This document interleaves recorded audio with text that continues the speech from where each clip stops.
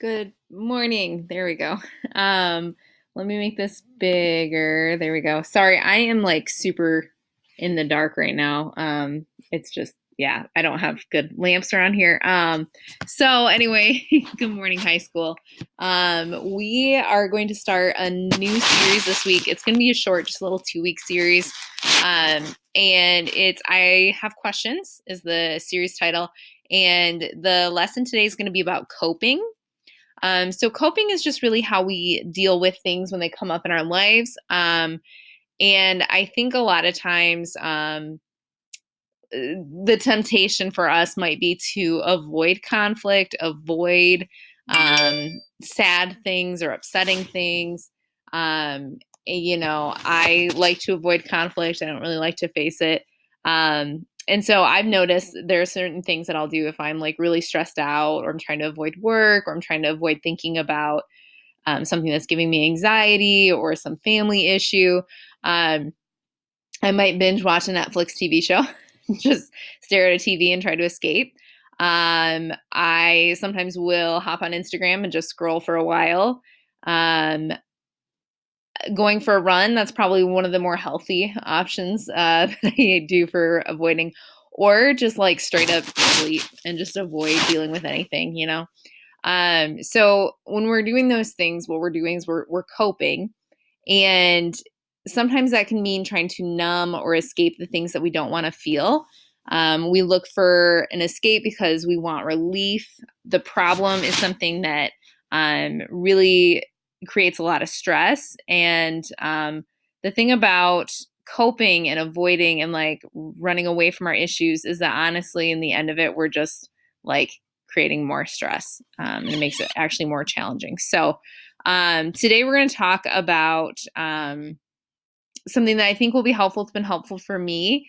And just bear with me on this. We're going to talk through kind of a way to approach it all. So, the Bible, if we're going to the Bible, we've got the Old Testament and then the New Testament. So, we're divided into two major parts.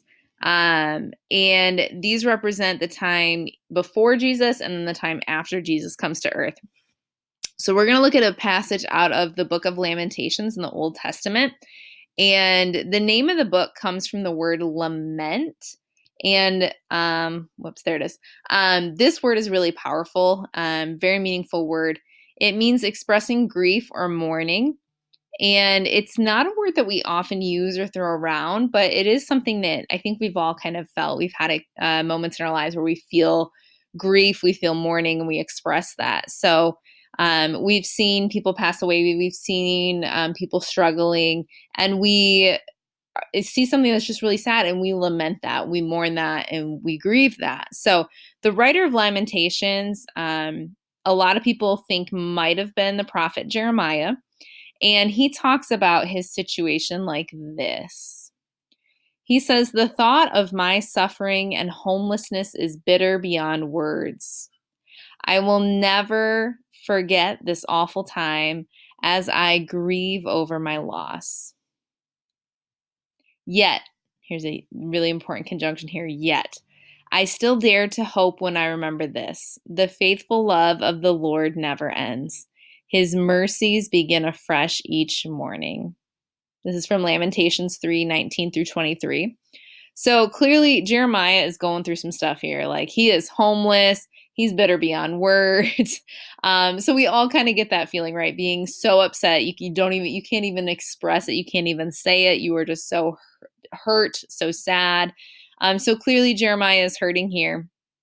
He's not going to forget what he's feeling. He's going to remember it. It's going to stick with him for the rest of like forever.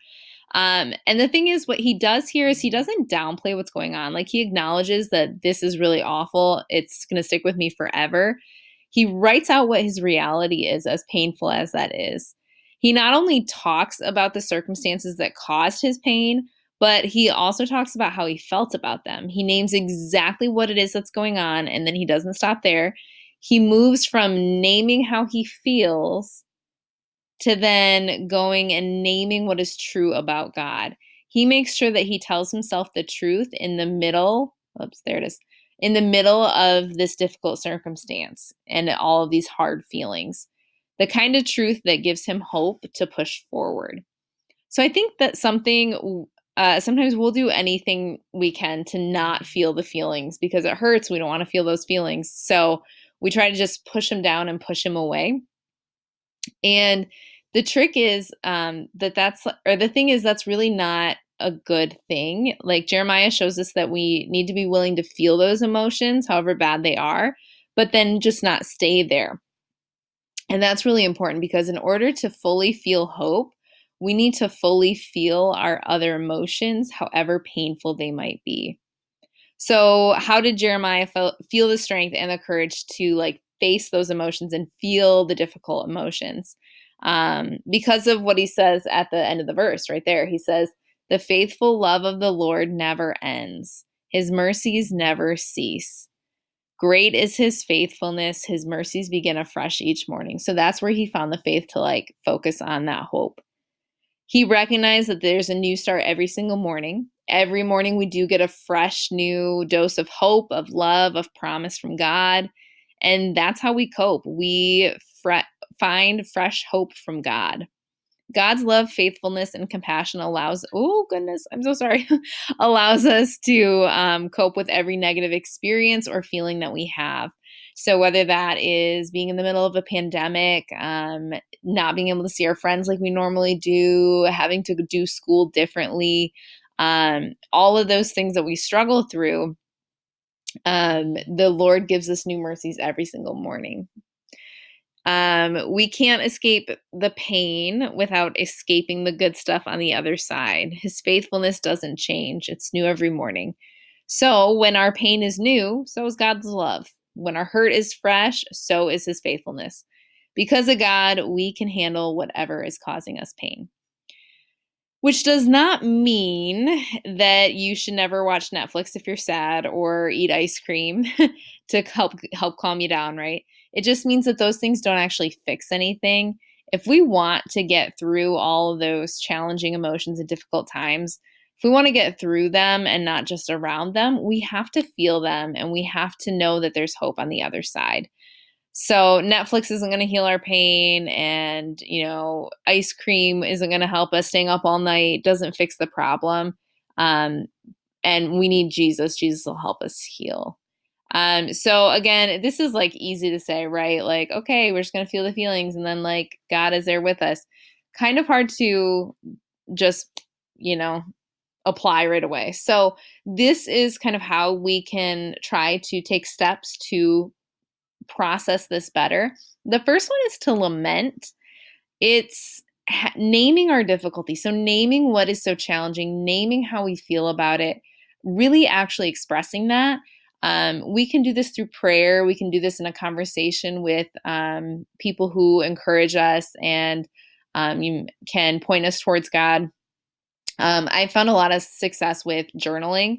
That works well for me to write it out because physically writing it like helps me to feel like I'm really naming my emotions and I'm able to process it a little bit better. So say it out loud, write it down, whatever works best for you. But most importantly, be sure that you're saying it to God because God wants to hear what you're going through. He wants to hear how you're hurting and how you're feeling. And he's really not mad when you sit there and you're like, God, this is awful. And like, I'm so upset. I don't even have the words for this. Like, you can be honest with God. So, taking a moment to lament, that's the first step. And then after that, don't just stay stuck in that sadness. Name the hope as well. In the midst of all these circumstances and feeling there is still hope, there are bad days, there are bad moments, bad weeks, bad whatever. And after we're done lamenting, we want to be specific, not just about our pain, but also specific about what is true and what our hope is. Name it over and over and over. Name the hope that we have in Jesus. So this is how we begin to heal our hurts instead of trying to just escape them. As we do the hard work, what we really realize is that you have to feel to move forward. You have to feel those emotions to be able to take a step forward. So I want you to take a few minutes and really think about how you avoid a feeling. Like, what are you using to turn down or turn off your feelings, to avoid your feelings? Do you turn to social media? Do you turn to sleeping, eating, Netflix, video games, like what is it? What things are you turning to? Um, and sometimes big pain really can cause us to get stuck into coping behaviors. And if you are using something to like numb or avoid your feelings and you're really challenging to not just Netflix binge all night, talk to someone about it. Like talk to your parents, talk to your friends, talk to your small group leaders. Um, talk to one of us about any of this stuff, and we can try to kind of encourage you to ways to start turning more to the Lord instead of to Netflix, right? So again, no one should have to deal with some of the hurt that we experience in our life. And we all need each other to get through it. And so that's why we're here for you. So feel free, please text us. These are really difficult, unprecedented times. We've been saying that for almost a year now. We've got a light at the end of the tunnel. We have some hope that the world will get a little bit more like how we're used to it. I don't want to say normal because I feel like we're never going back to exactly normal. It'll be a different normal. But as we're going through this stuff, as we're still facing these challenges, feel those feelings, lament, and then name the hope that we all have. And then, like really focus on the hope we have in Jesus. We are here to help each other through that, and yeah, that's kind of the goal. That's why we're here. So that is it for today. There are going to be some questions down below. So take some time, journal through them, pray through them, talk to a parent about them. But then we will be back next week in person. So we will see you on the 31st. Bye, guys. Have a wonderful week.